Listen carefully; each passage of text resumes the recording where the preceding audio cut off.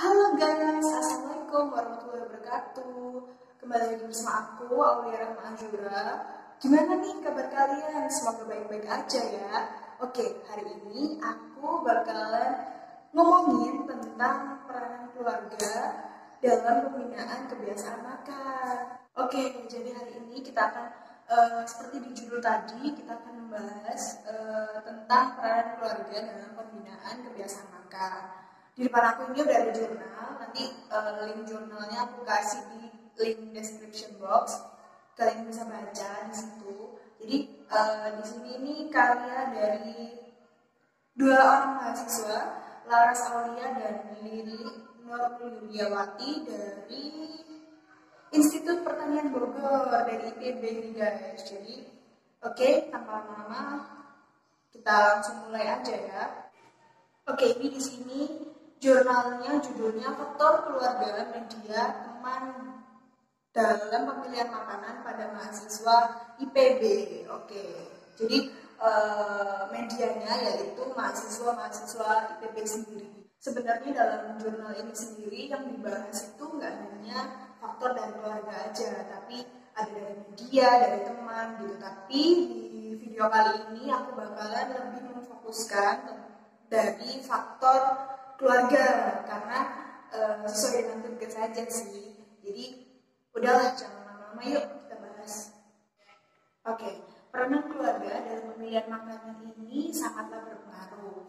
Menurut Steptu pada 1995, faktor yang mendasari memilih makanan yaitu kesehatan, suasana hati, kenyamanan, sensori, harga, pengendalian berat badan, familiaritas, dan masalah etika.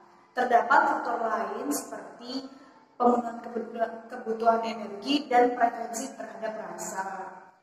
Oke, pembentukan pemilihan makanan dalam keluarga dilakukan melalui proses sosialisasi yang terjadi sejak lahir. Itu menurut aku benar ya, karena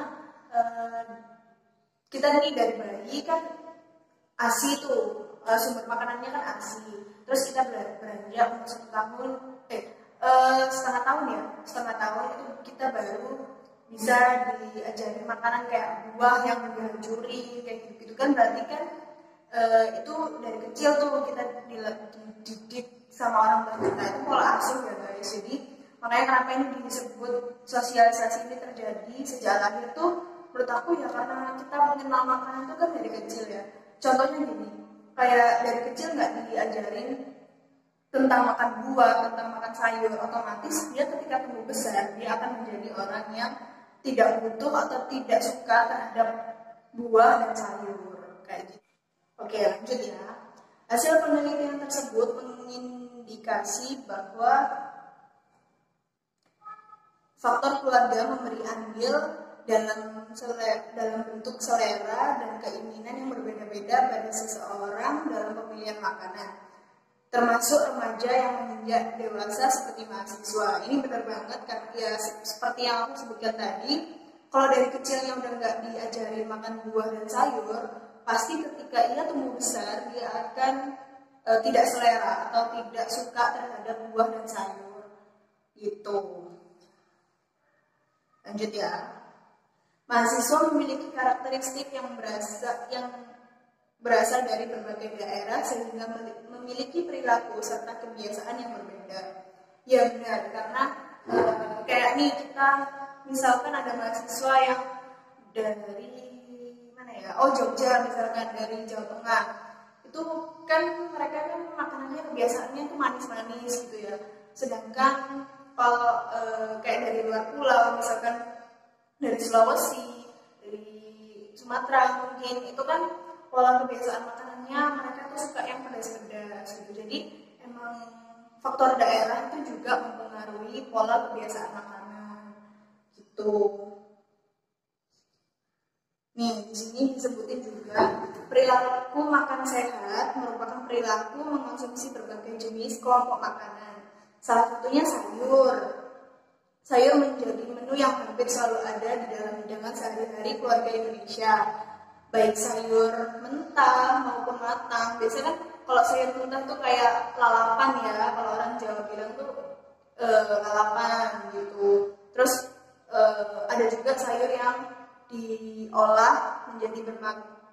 berbagai macam bentuk masakan, kayak sop, terus sayur asem, sayur bening gitu.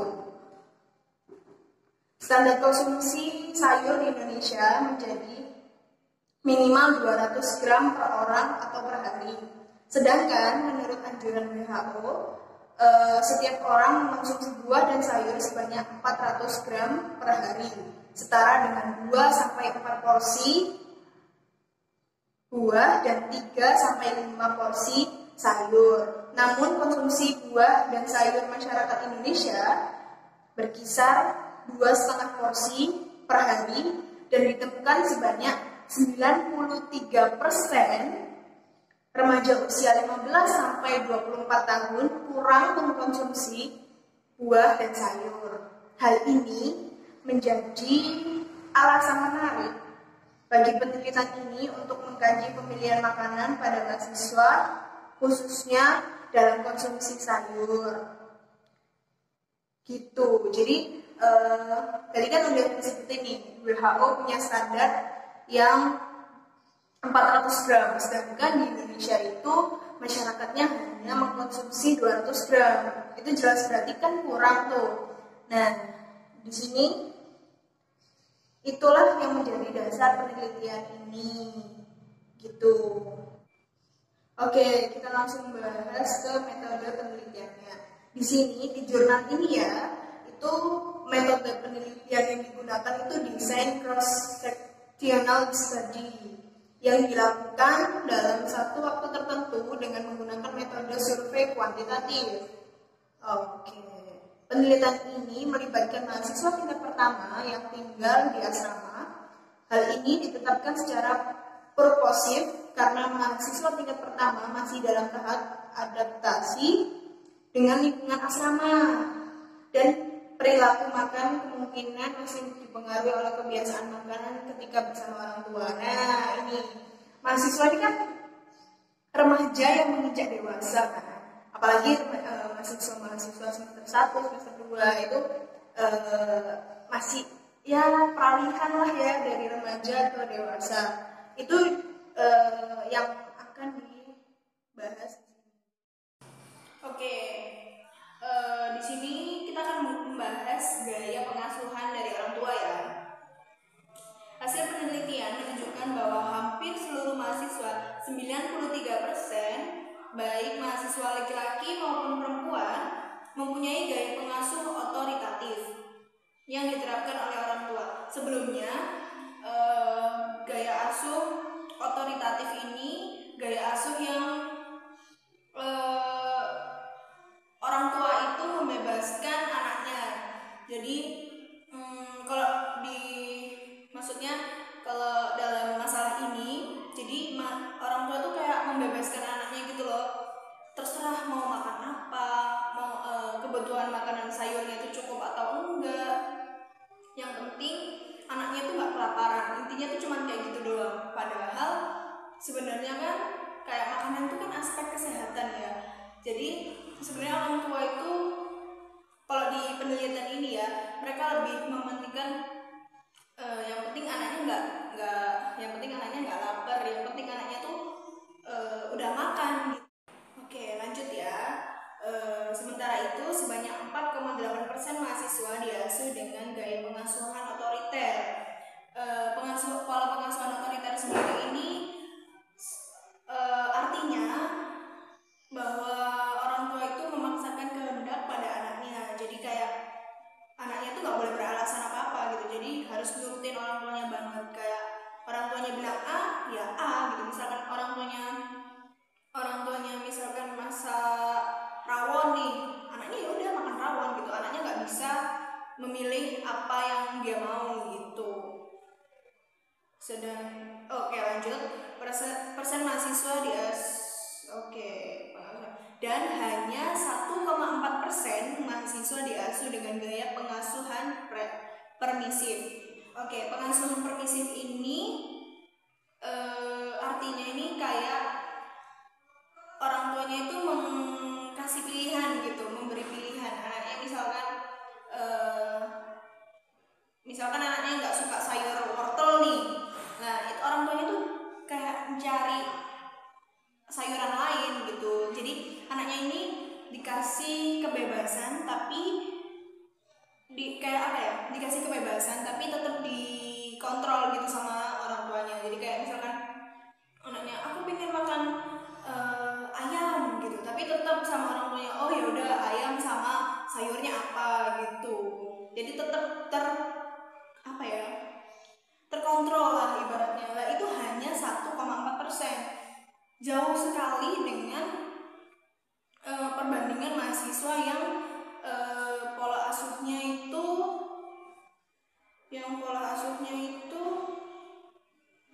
nah ini jauh banget sama pola asuhnya yang otoritatif tadi, hampir 90%.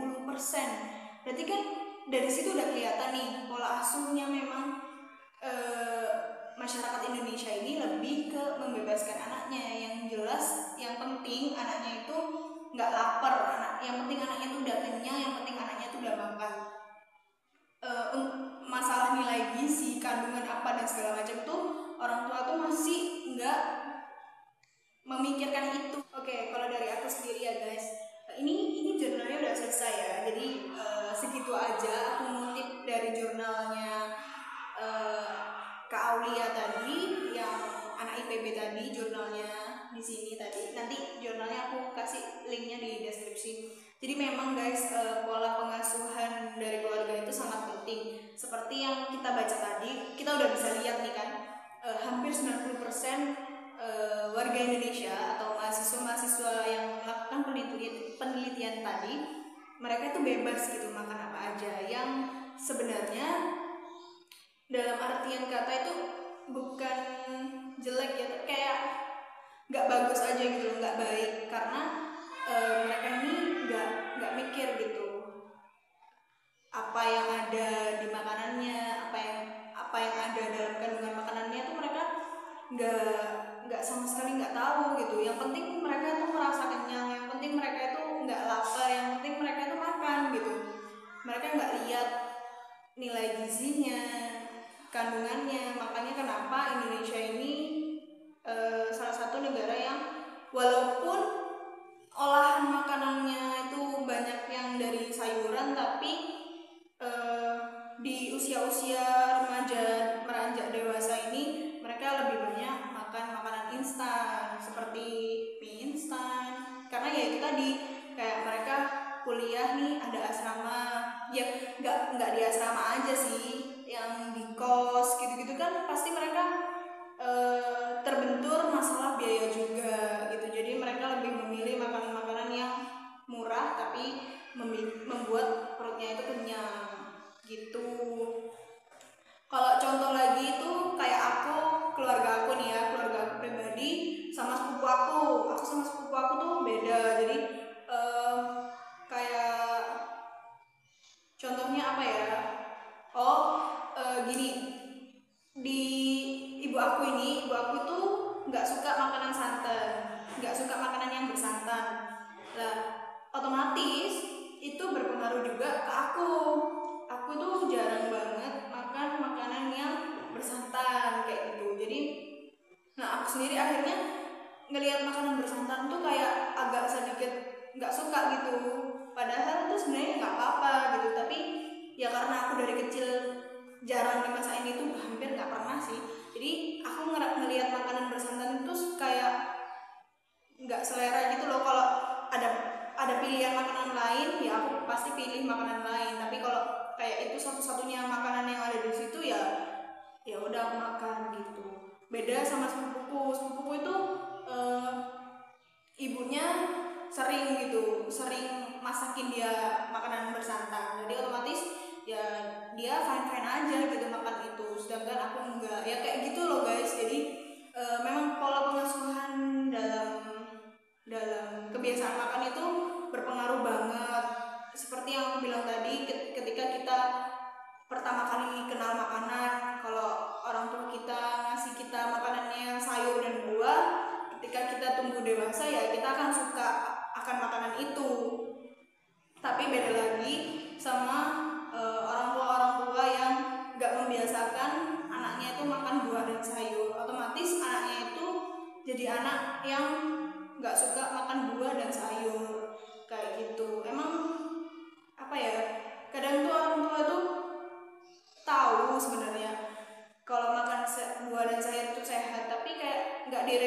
merealisasikan gitu loh.